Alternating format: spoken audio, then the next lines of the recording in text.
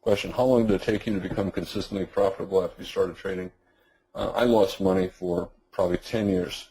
And my problem was, it wasn't that I was not smart enough. It was probably that I was too smart. I kept studying everything, reading all these books, reading all these magazines, listening to people on television, and accepting what they were saying was true. And I had problems with all of it. It just didn't make sense to me. Like divergences with indicators and moving averages, waiting for moving average crosses. I'd look at the markets and I'd say, wait a minute, what they're saying, it doesn't make sense. The markets are doing the opposite of what they're saying. When I have divergences in the stochastic at a market top, the market keeps going up most of the time. So anyway, it took me a long time to get the confidence to say I'm not going to listen to anyone. And what I decided to do was go back to basics. I got rid of everything on the chart, all the indicators, even the moving averages, and I just looked at bars. And I began to look for patterns, and I began to see a lot of patterns.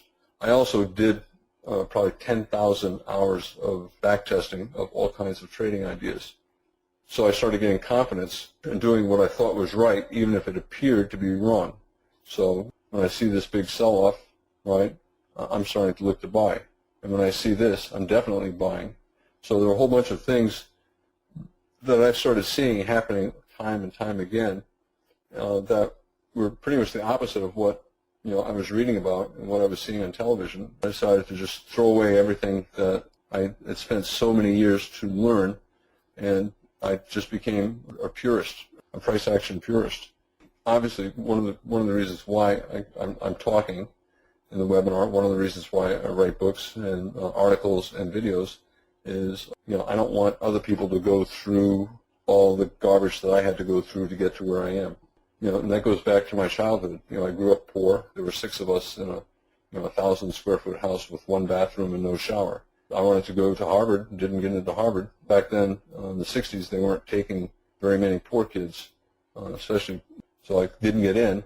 And, I always felt kind of shut out, and I always felt like it was hard to get ahead. And once I did get ahead, I've been trying really hard to help people. And I helped my kids and my fiance's kids, and they're all doing great. And I like it. It makes me feel good, because I think back to when I was a kid, and I didn't have the help that I needed at the time to do what I wanted to do. And so now I try to help people. So I'm hoping that people do not need 10 years to figure it out.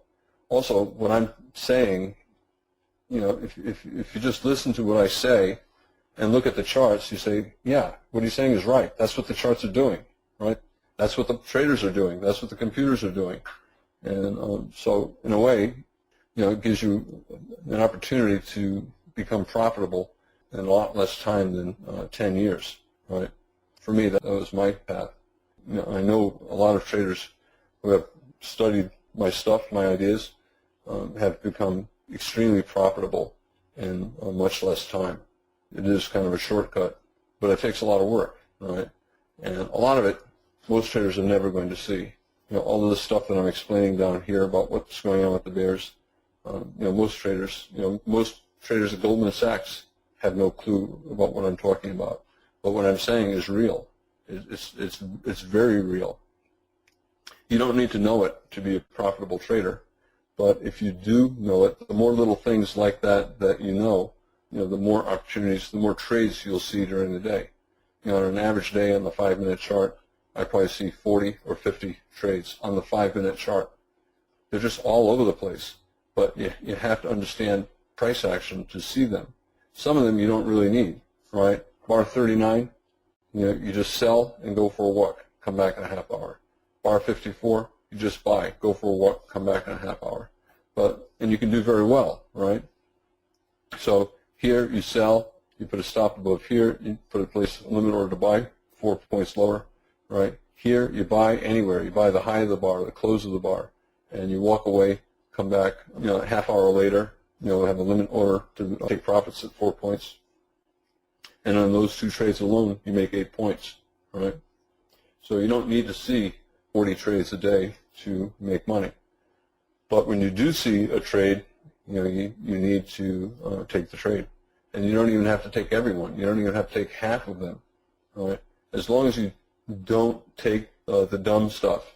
And one of the things beginners do is like flies being drawn to those fly zapping lights, right? When beginners see this, they say, ah, thank goodness, the market's getting quiet, so it's safer to trade. Well, yes, the bars are smaller, so the risk is less.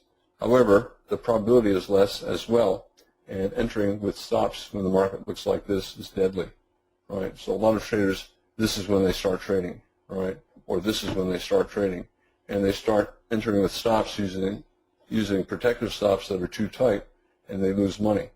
And I make that point all the time. If you're entering with stops in a tight trading range, you have to use a swing stop. That's the only way you have a chance to make any money. And you can scalp using a swing stop, especially if you're scaling in. But you cannot look at this and say, oh gosh, finally it's not scary. I can finally sell or buy, right? I'll use a tight stop because I don't want to risk anything. No, you can't do that, right? That's not what the market is calling for. You have to use the appropriate stop. If you're too uncomfortable using the appropriate stop, you have to trade much smaller, or you have to wait for a different trade. All right, I'm losing my voice, and I've gone on too long. I hope everybody has a good night.